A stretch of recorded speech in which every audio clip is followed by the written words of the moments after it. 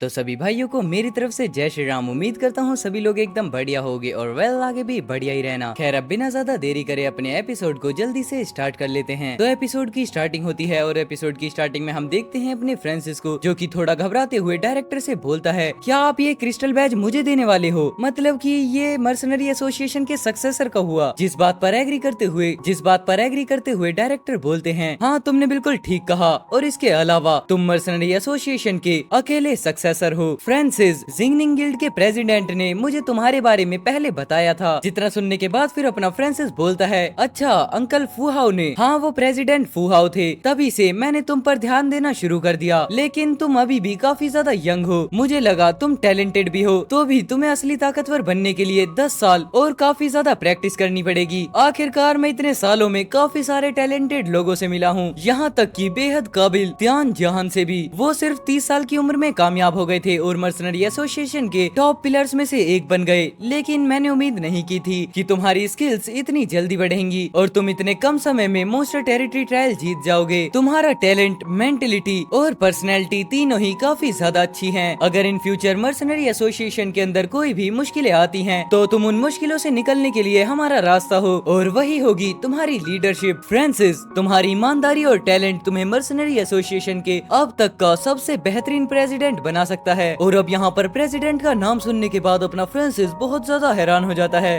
वो chief director, मैं अभी एक एडवांस वॉरलॉर्ड बना हूँ, आपके वर्ड्स मेरे लिए काफी ज्यादा प्रीमेच्योर हैं। और लेकिन तभी हम देखते हैं अपने फ्रांसिस की बात को कंप्लीट होने से पहले ही डायरेक्टर यहाँ पर बोलने लगते हैं, नहीं ये बात बिल्कुल भी अधूरी नहीं है, बल्कि मुझे लगता है कि ये सारी बातें काफी ज्यादा देर से कही गई हैं। काश मैं तुम्हें 2 साल पहले मिला होता। शायद तुम्हें ये बात बिल्कुल भी नहीं पता, अगर प्रेसिडेंट इस बार घायल नहीं भी होते तब भी मर्सनरी एसोसिएशन को एक काफी ज्यादा बड़े ट्रबल का सामना करना पड़ता। अगर चीन की दूसरी एसोसिएशन से तुलना करें तो मर्सनरी एसोसिएशन किसी भी फोर्स का पार्ट नहीं है। जैसे जैसे पुराने प्रेसिडेंट की उम्र बढ़ती रहती है, तभी उसके बाद बड़ी ताकतें इस मौके का फायदा उठाकर अपने सक्सेसर्स को उसके अंदर भेजना चाहती हैं। इसके अलावा एसोसिएशन के अंदर इंटरनल स्ट्राइफ भी होते हैं, जो बातें एसोसिएशन को बिल्कुल तोड़ सकती हैं। तभी हम देखते हैं यहाँ पर चाइना को पूरे 4 पार्ट्स में डिवाइड किया गया होता है, जिसमें एक होता है चाइना मिलिट्री डिपार्टमेंट, दूसरा होता है स्टार फॉलन वॉरियर गिल्ड, तीसरा होता है अंडरग्राउंड फोर्स। बट वहीं पर मर्सनरी एसोसिएशन इन सभी में से किसी से मेल नहीं खाता। तभी उसके बाद यहाँ पर डायरेक्टर अपनी बात को कंटिन्यू करते हुए फ्रांसिस से बोलते हैं, हमें इस मुश्किल वक्त में एसोसिएशन को लीड करने के लिए तुम जैसे एक टैलेंटेड की जरूरत है। हमें इस ट्रबल से एसोसिएशन को निकालने के लिए तुम्हारी जरूरत है फ्रांसिस, और मुझे उम्मीद है कि तुम ये क्रिस्टल बैज जरूर से एक्सेप्ट करोगे। लेकिन उसके बाद हम देखते हैं फिर यहाँ पर अपना फ्रांसिस जवाब देता है, चीफ डायरेक्टर डोकिंग, जब से तुमने मुझे पहले नोटिस किया था, तुम्हें मेरे ब्रेकडाउन के बारे में अच्छी तरह से पता होना चाहिए। अगर मैं यहाँ पर एसोसिएशन का सक्सेसर बन जाता हूँ तो मेरे फादर की दुश्मनी इसमें शामिल हो जाएगी, जिस टाइम पर मैं एसोसिएशन के लिए भी परेशानी खड़ी करूंगा। अब यहाँ पर अपने फ्रांसिस की परेशानी को देखने के बाद डायरेक्टर बोलते हैं, फ्रांसिस अगर तुम प्रेसिडेंट के सक्सेसर बन जाते हो तो तुम्हारी परेशानी मर्सनरी एसोसिएशन के काफी ज्यादा स्ट्रॉन्गेस्ट मेंबर्स के साथ सोशलाइज की जाएगी। और यहाँ पर इतना सुनने के बाद फिर अपना फ्रांसिस बोलता है, चीफ डायरेक्टर मैं ये क्रिस्टल बैज पहले आपसे ले लूंगा, प्रेसिडेंट के सक्सेसर के मुद्दे के बारे में हम थोड़ा बाद में बात करते हैं। आखिरकार मैं अभी सिर्फ एक एडवांस वॉरलॉर्ड हूँ और मैं अभी वॉरगॉड लेवल एलीट की लड़ाई में शामिल होने के काबिल नहीं हूँ। जहाँ पर ये सब कुछ बातें बोलने के बाद फिर फ्रांसिस मन में सोचता है, भले ही मैं प्रेसिडेंट का सक्सेसर बनूं या फिर नहीं, लेकिन इस मॉन्स्टर टेरिटरी ट्रायल की वजह से मैं बुक्यो फैंग के निशाने पर आ गया हूँ। आज से मेरे पास एक वॉरगॉड लेवल एनिमी होगा, और सिर्फ इतना ही नहीं बल्कि जितने भी लोगों ने मेरे फादर को नुकसान पहुँचाया वो सभी मेरे एनिमी है। भविष्य में मुझे इतने सारे एनिमीज का सामना करना है, मुझे जल्दी से जल्दी अपनी एबिलिटीज को इम्प्रूव करना होगा और आगे बढ़ना होगा। जिसके बाद फिर हम देखते हैं धीरे धीरे यहाँ पर सीन शिफ्ट होता है, जहाँ पर अपना फ्रांसिस उस बैच को एब्जॉर्व कर लेता है, जहाँ पर फ्रांसिस बोलता है, मैं वॉरगॉड लेवल हासिल करना चाहता हूँ। और इतना सोचने के बाद फिर अपना फ्रांसिस एक मुस्कुराहट के साथ डायरेक्टर से बोलता है, चीफ डायरेक्टर चलो छोड़ो भी, आप तो ऐसे बातें कर रहे हैं जैसे कि ये आपके लास्ट वर्ड हो। मुझे विश्वास है पुराने प्रेसिडेंट जल्दी ही ठीक हो जाएंगे और वो बुक्यो फैंग से खुद निपट लेंगे। तुम्हें अब और भी ज्यादा मुस्कुराने की जरूरत है, वरना तो तुम जल्दी ही बूढ़े हो जाओगे। जहाँ पर अपने फ्रांसिस की ये बातें सुनने के बाद डायरेक्टर हंसते हुए मन में सोचते हैं, ये बच्चा काफी ज्यादा अच्छा है। हाँ फ्रांसिस तुमने बिल्कुल ठीक कहा, मुझे बिलीव है कि प्रेसिडेंट बिल्कुल ठीक होंगे। और तभी हम देखते हैं यहाँ पर वापस से सीन शिफ्ट होता है, जहाँ पर हम पैलेस को देखते हैं और अपना फ्रांसिस और डायरेक्टर भी उस जगह से बाहर आ जाते हैं। फ्रांसिस ये जगह एसोसिएशन का एक टॉप सीक्रेट है, तुम इसके बारे में किसी और को नहीं बता सकते। जिस बात पर एग्री करते हुए अपना फ्रांसिस बोलता है, चिंता मत करिए चीफ डायरेक्टर, मैं इस चीज को राज रखूंगा। लेकिन तभी हम देखते हैं यहाँ पर भी बाहर निकलते हुए बोलता है, हैं किसी और को नहीं बता सकते, लेकिन मुझे तो पहले से ही पता है,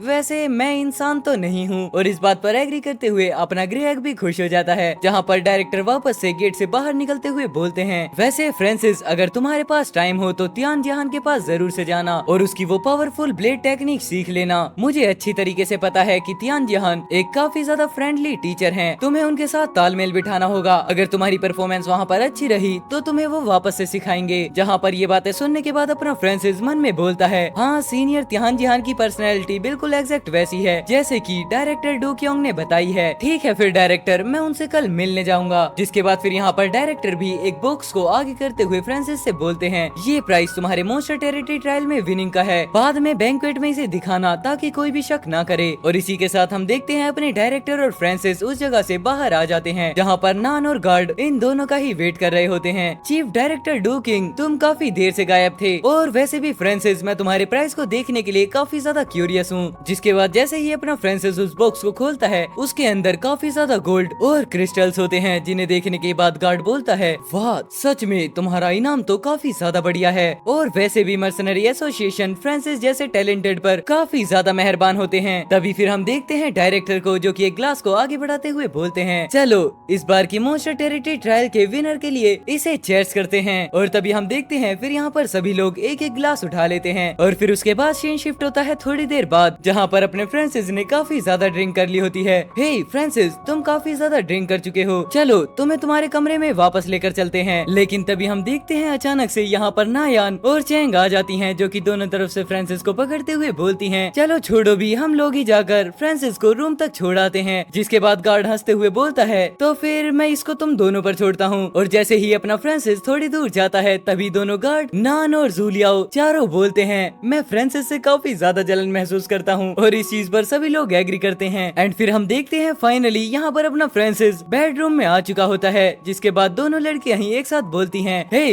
तुमने फ्रांसिस को कमरे में पहुंचा दिया है, अब तुम्हें चले जाना चाहिए। हैं नहीं ये क्या? और यहाँ पर दोनों की दोनों ही एक दूसरे को देखने लगती हैं। और फिर चैंग बोलती है, मैं क्यों, ये मर्सनरी एसोसिएशन है, जिसे जाना चाहिए वो तुम हो, जू फैमिली से आए इंसान। बट वहीं पर हम देखते हैं नायान को, जो कि बोलती है, छोटा फ्रांसिस मेरा ब्रदर है और अभी उसने पी रखी है, तो ये जाहिर सी बात है कि उसकी टेक केयर मुझे करनी चाहिए। लेकिन तुम्हारा क्या तुम्हारा यहाँ पर छोटे फ्रांसिस के साथ कुछ प्लान्स हैं? एंड फिर तभी हम देखते हैं यहाँ पर अचानक से दरवाजा बंद होता है, जिसका मतलब चैंग जल्दी से बाहर चली गई। वो तुम हो जो कि इस चीज के अंदर इंटरेस्टेड हो, क्यों मैंने सही कहा ना? लेकिन वहीं दूसरी तरफ आवाज आती है, बच्चे वाली हरकतें मत करो, तुम एक वुमेन हो। मैं आज रात छोटे फ्रांसिस का ध्यान रखूंगी, क्योंकि यहाँ पर उसे अकेले छोड़ना बहुत ज्यादा खतरनाक है। एंड फिर तभी हम देखते हैं यहाँ पर अचानक से अपना ग्रे एग और बी बाहर निकलते हैं, जहाँ पर बी बोलता है, वैसे ये बिल्कुल सच कहावत है, लड़कों को बाहर जाने पर अपनी सुरक्षा खुद करनी चाहिए। और वहीं पर हम देखते हैं अपने फ्रांसिस को, जो कि पूरे नशे की हालत में पड़ा होता है। बट तभी सीन शिफ्ट होता है, जहाँ पर अपना फ्रांसिस जंगल के बीचों बीच भाग रहा होता है। सीनियर तियान जिहान को शायद से मॉन्स्टर टेरिटरी ट्रायल के बारे में अभी तक नहीं पता है। अगर सीनियर तियान जिहान को मेरी मौजूदा ताकत के बारे में पता चला, तो मुझे ये जानकर काफी ज्यादा हैरानी होगी कि क्या वो खुश होंगे और मुझे बैटल्स और टेक्निक्स और भी ज्यादा सिखाएंगे या फिर नहीं। वो सिर्फ 30 साल की उम्र में कामयाब हो गए थे और मर्सनरी एसोसिएशन के काफी ज्यादा स्ट्रॉन्ग पिलर्स में से एक बन गए थे।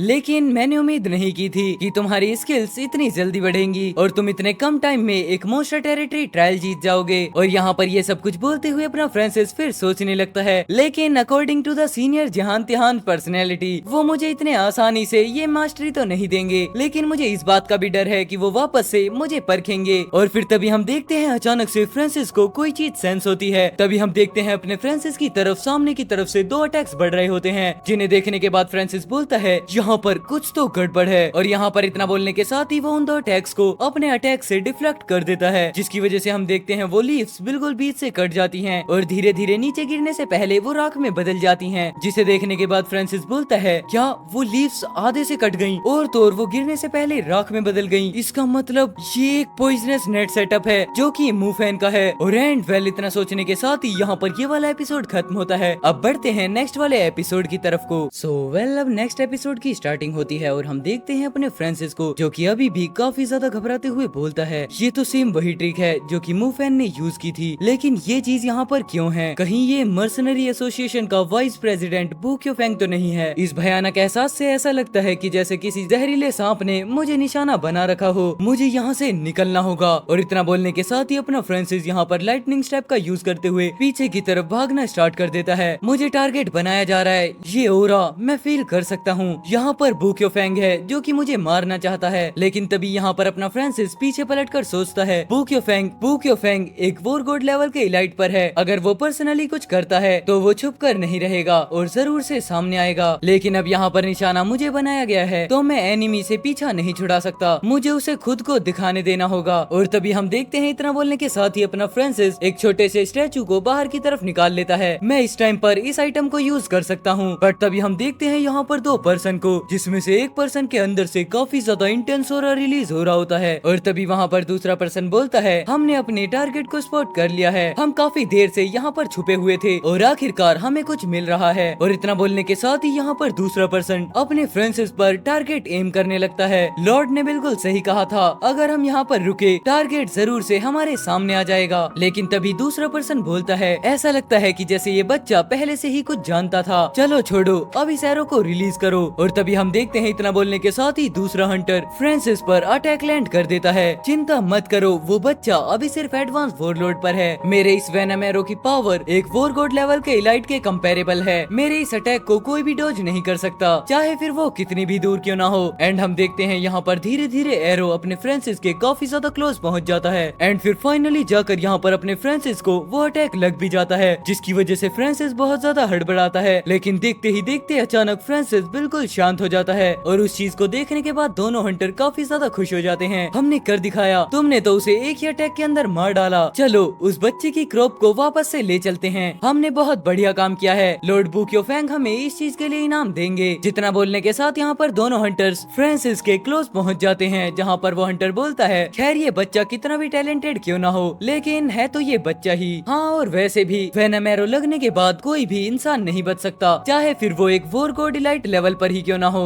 ये बच्चा बेचारा इस बार मारा गया। और तभी हम देखते हैं यहाँ पर अचानक से दोनों हंटर्स ही काफी ज्यादा शॉक हो जाते हैं, जहाँ पर वो बोलते हैं नहीं जरूर कुछ तो गड़बड़ है, ये एक सिर्फ पपेट है, ये वो बच्चा नहीं है, आखिरकार वो कहाँ होगा। और इतना बोलने के साथ ही यहाँ पर दोनों हंटर्स अपने आसपास घबराते हुए देखने लगते हैं। डैम इट, हमें इस बच्चे ने बेवकूफ बना दिया, वो बच्चा अभी भी यहीं कहीं होगा। एंड फिर फाइनली सीन शिफ्ट होता है, जहाँ पर हम देखते हैं अपने फ्रांसिस को जो कि झाड़ियों के पीछे से इन दोनों को देख रहा होता है। चलो शुक्र है, ये वेनम एरो सच में काफी ज्यादा टेराइबल था। खैर मैं तो अभी बस यहाँ से निकलने ही वाला था, लेकिन मुझे उम्मीद नहीं थी कि वो इतनी जल्दी यहाँ पर आ जाएंगे। और वैसे भी इन दोनों असेसियंस के वेपन से लग रहा है कि ये दोनों खुद भी बू क्योफेंग के स्टूडेंट हैं, क्योंकि अब यहाँ पर इन्होंने मुझ पर एम्बुश करने का ट्राई किया है, तो इनके पास मुझे हराने का पूरा भरोसा होगा। और अब मैं अगर यहाँ पर डायरेक्टली इन दोनों पर ही सेम अटैक करूँ तो। खैर अब यहाँ पर अपना फ्रांसिस ये सब कुछ बोल ही रहा होता है, पर तभी हम देखते हैं अपना ग्रे एग बाहर निकल जाता है, जिसके बाद फिर वेब्स किंग भी बोलता है मास्टर ये दोनों पर्सन ही काफी ज्यादा स्ट्रॉन्ग हैं और मेरे अकॉर्डिंग तो इन सभी की ट्रिक्स भी बिल्कुल मूफैन के बराबर होंगी, जिसकी वजह से इन दोनों के साथ एक साथ लड़ने पर आपके विनिंग के चांस कम होंगे। जिस बात पर एग्री करते हुए अपना फ्रांसिस भी बोलता है मैं भी ऐसा ही सोचता हूँ, इस समय उनसे लड़ना मेरे लिए बिल्कुल ठीक नहीं है, लेकिन घोस्ट फेस्ड वेब्स किंग मैं चाहता हूँ कि तुम उन्हें मुझसे दूर ले जाओ। अब यहाँ पर इस चीज को सुनने के बाद वेब्स किंग घबराते हुए बोलता है मास्टर मैं सिर्फ एक क्लोन हूँ, ये मेरी मेन बॉडी नहीं है, अगर अब मैं यहाँ पर इस बॉडी के अंदर एनिमीज को दूर लेकर जाऊंगा तो मैं सिर्फ मारा ही जाऊंगा। और इतना बोलते हुए यहाँ पर वेब्स किंग मन में सोचने लगता है डैम इट मास्टर मेरे इस क्लोन को सेक्रीफाइस करवाना चाहते हैं, अगर मैं यहाँ पर अपने क्लोन को सेक्रीफाइस कर देता हूँ तो क्या मैं फिर से उसी मोस्टर टेरिटरी के अंदर ट्रैप नहीं हो जाऊंगा। लेकिन तभी हम देखते हैं अपने फ्रांसिस को जो कि मुंह बनाते हुए बोलता है ये तो सिर्फ एक क्लोन है, अगर इसको सेक्रीफाइस करवा भी दिया जाए तो कोई फर्क नहीं पड़ता, या शायद तुम्हारे पास कोई बेटर प्लान हो। और नए प्लान का नाम सुनने के बाद मॉन्स्टर जल्दी से बोलता है मास्टर मेरे पास एक आइडिया है। और फिर तभी हम देखते हैं वापस से सीन शिफ्ट होता है, जहाँ पर ये दोनों हंटर्स दूसरी डायरेक्शंस में देखते हुए बोलते हैं फ्रांसिस छोटे बच्चे जल्दी बाहर निकलो, चलो हम भी देखते हैं कि आखिरकार तुम कितनी देर तक छुपे रहते हो। जहाँ पर इतना बोलते हुए ये दोनों ही पॉइजन फैलाना स्टार्ट कर देते हैं, बट तभी अचानक से अपना फ्रांसिस बाहर निकलता होता है, जिसे बाहर निकलते हुए दोनों हंटर्स ही देख लेते हैं और वो फिर चिल्लाते हुए बोलते हैं, देखो हमने तुम्हें पकड़ लिया। जहाँ पर उसके बाद वो अचानक से अपने फ्रेंड्स के सामने आते हुए बोलते हैं, बच्चे तुम यहाँ से भाग नहीं सकते, चलो अब ओबीडेंटली अपनी डेथ को एक्सेप्ट करो। लेकिन तभी हम देखते हैं फ्रांसिस को, जो कि काफी ज्यादा एरोगेंट वे में बोलता है, गाइस मैं तुमसे पहले नहीं मिला हूँ शायद, और हो सकता है तुम्हें कुछ गलतफहमी हो। जितना सुनने के बाद दोनों हंटर्स बोलते हैं, ओह फ्रांसिस तुम्हें पता नहीं हम कौन हैं? मौत के इतना ज्यादा करीब होने पर क्या तुम इस तरीके से बेवकूफ बनने वाले हो? बस चुपचाप अपनी मौत को कबूल कर लो, क्योंकि लॉर्ड बुक्योफेंग अभी भी तुम्हारी लाश को वापस ले जाने का इंतजार कर रहे होंगे। लेकिन तभी हम देखते हैं अचानक से दोनों हंटर्स के पैर पे कोई चीज अटैक करती है, जिसे देखने के बाद दोनों ही बहुत ज्यादा घबराते हुए बोलते हैं, ये क्या था? मैं अपनी बॉडी को बिल्कुल भी मूव नहीं कर पा रहा हूँ, ये फीलिंग कैसी है? क्या हमें पॉइजन लग गया? लेकिन ये तो इम्पॉसिबल है, हम पर किसी भी तरीके का पॉइजन असर नहीं करता, तो बताओ हमें पॉइजन लग कैसे सकता है? बट तभी हम देखते हैं अपने फ्रांसिस को, जो कि हंसते हुए इन लोगों से बोलता है, हे मुझे लगा था कि ये चाल बस तुम्हें थोड़ी देर के लिए ही रोकेगी, लेकिन मुझे लगता है कि मैंने तुम लोगों को काफी ज्यादा अंडर एस्टिमेट समझ लिया था। लेकिन अब यहाँ पर हंटर और प्रे का रोल अचानक से स्विच हो चुका है, तो अब ये मेरी टर्न है कि मैं तुम लोगों को मार डालूं। जहाँ पर इतना बोलते हुए अपना फ्रांसिस काफी ज्यादा इंटेंस हो रिलीज करना स्टार्ट कर देता है, और एंड वेल इसी के साथ यहाँ पर ये वाला एपिसोड खत्म हो जाता है। अब वापस से नेक्स्ट एपिसोड को देखने के लिए राइट वाली वीडियो पर क्लिक कर दो।